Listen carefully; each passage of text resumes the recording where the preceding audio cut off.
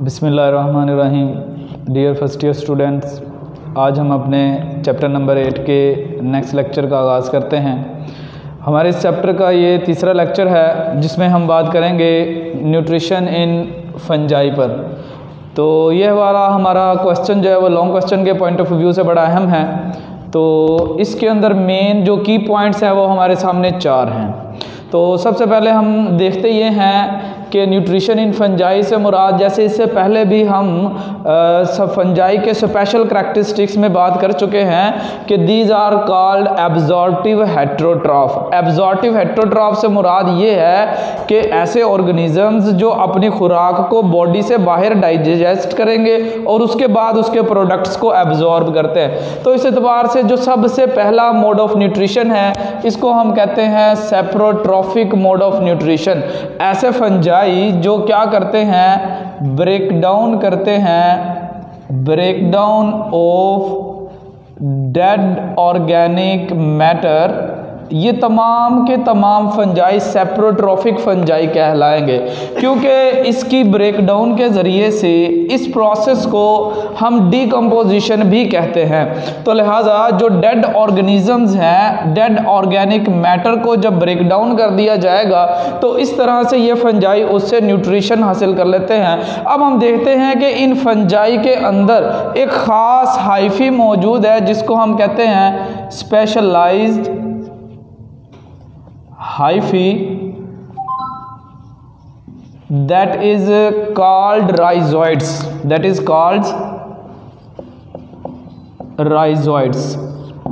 It is responsible for the release of extracellular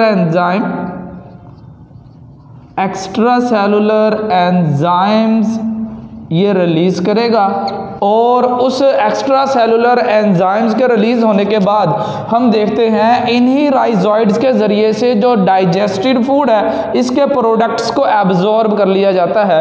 जैसे कि इसकी एग्जांपल है हमारे पास, सपोज किया कि राइजोपस, हम देखते हैं कि ये राइजोपस ग्रो करते हैं डेड ऑर्गेनिक मैटर पर। इस तरह से इनके ऊपर एक स्पोरेंजिया इनका एक स्ट्रक्चर है। अब हम ये देखते हैं कि ये इसका राइजॉइड स्ट्रक्चर है, इसको हम कहेंगे इट इज़ द राइजॉइड्स। अब इस राइजॉइड्स से हम देखते हैं एंजाइम्स सिक्रीट होते हैं, और ये एंजाइम्स बाहर जो ऑर्गेनिक मैटर है जिसको हम कहते हैं जो फंगस का सबस्ट्रेट है न्यूट्रिशन के लिए, इसको डाइजेस्ट किया जाएगा, और इन डाइजेस्टेड प्रोडक्ट्स को इन्हीं हाइफी के ज़रिए से हम देखते हैं ये हाइफी ही बाद में इन्हीं डाइजेस्टेड प्रोडक्ट्स को एब्जॉर्ब कर लेते हैं। लिहाजा वो method of nutrition in which the fungi break down the decomposition of the organic matter अगर it is called saprotrophic nutrition. लिहाजा इन फंजाई को हम सेप्रोब्स का नाम भी दे देते हैं, और दूसरा इसी प्रोसेस को हम डिकम्पोजिशन भी कहते हैं। यही प्रोसेस जिसमें मुर्दा अजसाम की ब्रेकडाउन होती है, लिहाजा इन सेप्रोट्रॉफिक फंजाई को हम डिकम्पोजिशन करने की वजह से डिकम्पोजर्स का नाम भी देते हैं, और इसी तरह से हम इनको सेप्रोब्स का नाम भी दे सकते हैं। तो ये पहला मेथड ऑफ न्यूट्रिशन जो है फंजाई में मुकम्मल हुआ। इसी तरह से नेक्स्ट है पैरासिटिक। पैरासिटिक में हम ये देखते हैं कि फंजाई क्या करते हैं, डिपेंड ऑन होस्ट, के होस्ट की बॉडी से अपनी फूड को, न्यूट्रिएंट्स को एब्जॉर्ब करते हैं। तो इसके लिए हम इनके अंदर देखते हैं एक स्पेशलाइज्ड हाइफी है जिसको हम नाम देते हैं हिस्टोरिया। यह Historia penetrate into host tissue and absorb the nutrients, और फिर इससे क्या होता है, एब्जॉर्ब करते हैं न्यूट्रिएंट्स को। तो इस तरह से सेप्रोट्रॉफिक पैरासिटिक फंजाई जो है डिपेंड करते हैं अपने होस्ट पर। They produce a specialized hyphae that is called haustoria and this haustoria penetrates in the host body or the tissues and the nutrients are absorbed from the body of the host. इस तरह से हम कहते हैं ये parasitic fungi है। अब देखा जाए तो पैरासाइट्स की भी फंजाई के अंदर, फंगस के अंदर वो कहता है कि दो टाइप्स जो है वो बन जाती हैं। एक जिसको हम कहते हैं these are the obligate parasite, second one is the facultative parasite. Obligate parasites can produce or can get nutrition or can grow only on their living host। यानी कि obligate parasite are those can grow only on host, यानी कि ऐसे fungi जिनको growth के लिए, nutrition के लिए अपने होस्ट का मौजूद होना ज़रूरी हो, इनको हम कहेंगे these are called the obligate parasites. और इसी तरह से facultative parasites can grow on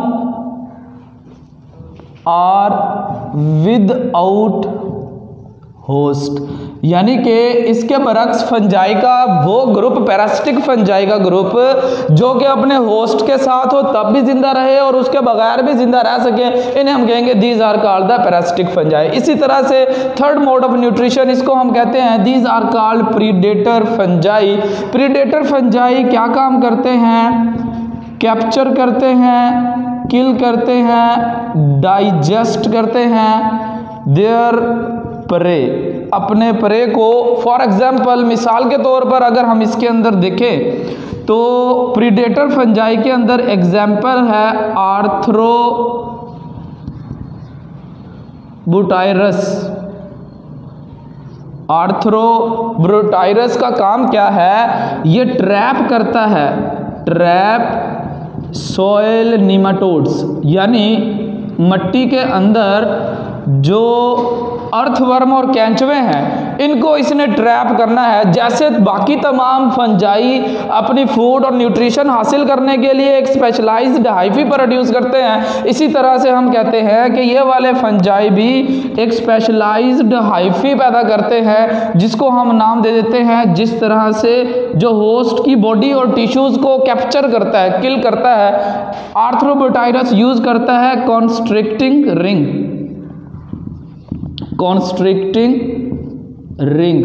जैसे मिसाल के तौर पर अगर देखा जाए कि सपोज किया कि ये सॉइल के अंदर किसी निमेटोड की बॉडी है, तो हम देखते हैं इस निमेटोड की बॉडी पर इस फंगस के हाइफी एक ख़ास अंदाज से कॉन्स्ट्रिक्टिंग रिंग डेवलप कर लेते हैं और इन कॉन्स्ट्रिक्टिंग रिंग्स से एंजाइम सिक्रीट होते हैं और ये पेनिट्रेट करते हैं इस होस्ट की बॉडी के अंदर और इस तरह से होस्ट की बॉडी के प्रोटीन्स, कार्बोहाइड्रेट्स और जितने भी फूड कंपोनेंट्स हैं उनको डाइजेस्ट किया जाएगा। लिहाजा इस तरह से हम कहते हैं some fungi are the predators that capture करते हैं, किल करते हैं एंड डाइजेस्ट करते हैं their unlucky victim that is the pray.